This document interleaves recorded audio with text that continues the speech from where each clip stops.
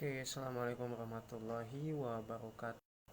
Uh, Welcome back, everyone.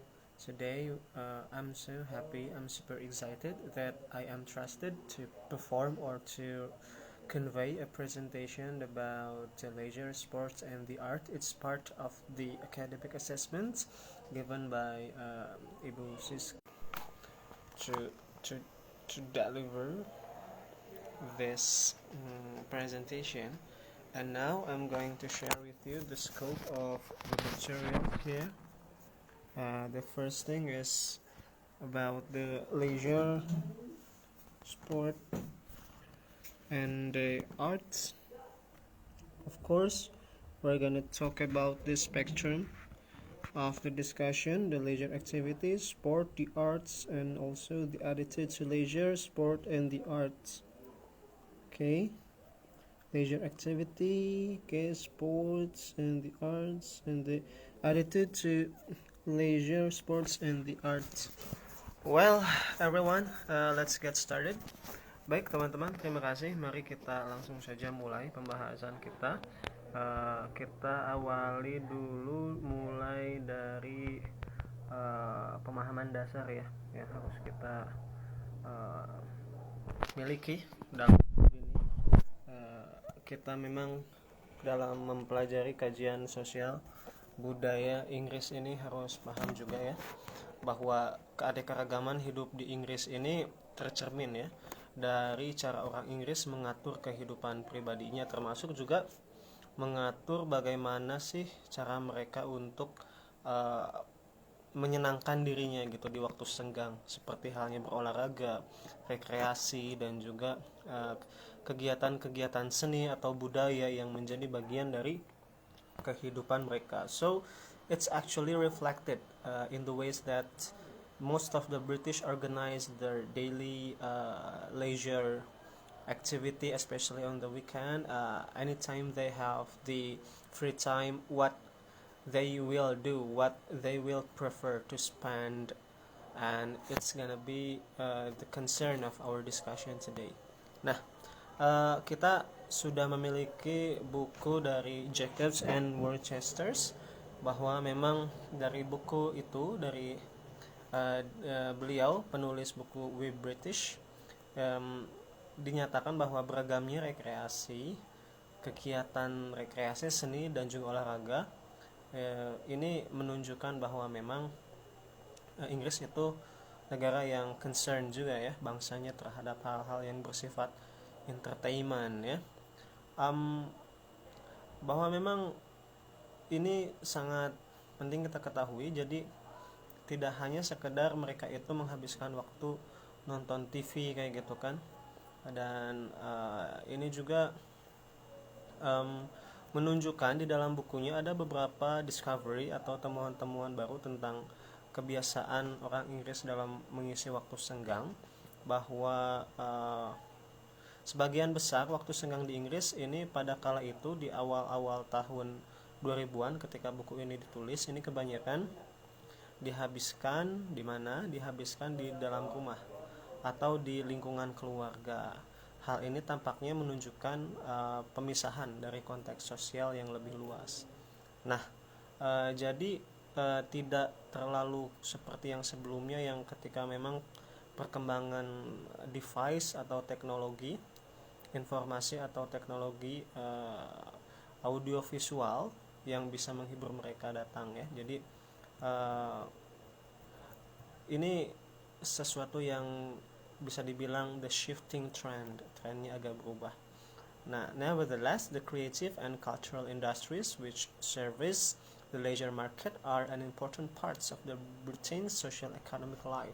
Nah, tapi industri kreatif dan juga budaya yang memang melayani pasar dari pasar leisure ya, pasar rekreasi di Inggris ini, menurut survei pada tahun 2001 ini menghasilkan pendapatan yang luar biasa ya, 112,5 miliar pound sterling ya, 112,5 miliar pound sterling per tahun, dan menyumbang 10,2 miliar pound sterling per tahun. dalam pendapatan ekspor ini juga mempekerjakan 1,3 juta orang dan menyumbang lebih dari 5% dari produk domestik bruto ya.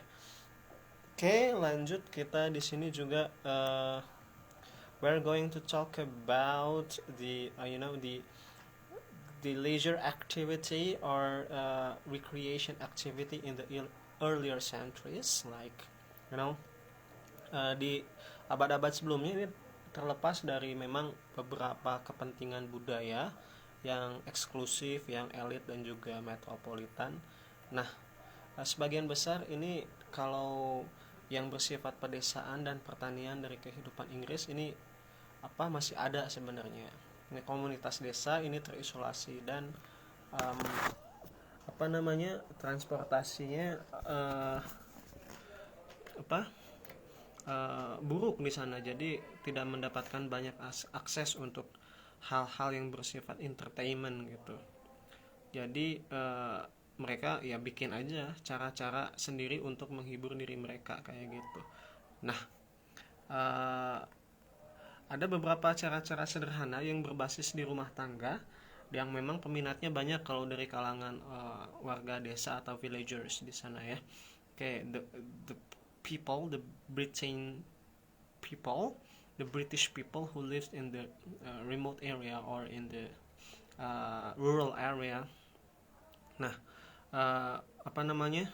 mereka bisa melakukan kayak traveling the countryside gitu kan, kayak melakukan perjalanan di sekitar desa dan juga bisa mereka tuh kayak provide a range of alternative spectators entertainments such as drama performances and musical events. Jadi bisa juga mereka walaupun keterbatasan fasilitas bikin kayak liburan atau hiburan alternatif lah, seperti pertunjukan drama ataupun acara-acara musik kayak gitu kan. Nah, lalu menginjak abad ke-18 terjadi atau di sana tuh ada perbaikan transportasi dan juga akses jalan di sana luar biasa diperbaiki gitu kan. Nah, ini memungkinkan si warga-warga desa ini untuk bisa melakukan travel atau perjalanan ke kota-kota sekitar mereka. Nah, keuntungannya adalah mereka bisa lebih banyak mengakses hiburan, entertainment, kehidupan sosial yang lebih luas lagi. Nah, lalu implikasinya kegiatan penonton pun meningkat dengan industrialisasi abad ke-19 sebagai teater, ruang musik dan olahraga berkembang menjadi tersedia untuk lebih banyak orang. Nah, disinilah dia pembentukan sistem perkereta-apian dan pembentukan perusahaan bus ini memprakarsai pola perjalanan satu hari yang murah ke seluruh negeri dan ke tepi laut, yang kemudian berkembang menjadi piagam massal dan paket wisata di Inggris ya. Kedatangan radio juga kala itu, film dan televisi pada abad ke-20 ini menghasilkan industri hiburan yang profesional yang tentunya lebih besar ya. Nah, dalam semua perubahan ini, campuran kegiatan rekreasi partisipatif penonton berbasis rumahan dan sosial yang lebih luas terus berlanjut. So actually, the very beginning of the facility and infrastructure improvements leads to the wide open possibility for basically all British people from all across the country to to travel around and to enjoy better access to the entertainment. And now we are going to talk about something that happens in the past. Nah, kegiatan yang yang memang sekarang ada tapi memang akarnya itu dari kebudayaan masa lalu, kayak tinju ya, gulat, kriket, sepak bola dan berbagai macam olahraga atletik ya, seperti menari, teater amatir, dan acara musik. Ini bagian penting dari ya mereka dari warga desa itu tadi. Uh, jadi semua kelas, semua kasta lah ya bisa dibilang itu menikmati jenis-jenis seni atau hiburan atau entertainment semacam itu kala itu ya. Nah, uh, dan uniknya lagi kayak atletik, gulat, kriket, sepak bola ini ada hubungannya dengan musim, perubahan musim. So those kind of sport and arts activities are actually related to the change of the season of the weather. So ya misalkan kayak tradisi berburu nih ya, hunting, menembak kayak gitu kan, dan juga memancing ini tidak lama dipraktekkan setelah kehidupan pedesaan Inggris serta olahraga daerah ini seperti adu anjing dan ayam dan umpan beruang ini sekarang sudah gak boleh lagi, sudah ilegal. Jadi udah gak ada lagi yang kayak kegiatan adu anjing gitu kan ya, sabung ayam gitu sudah tidak diperbolehkan lagi. Jadi yang muncul itu seperti halnya tadi ya, kayak kegiatan memancing, berburu, dan juga menembak ya. Nah,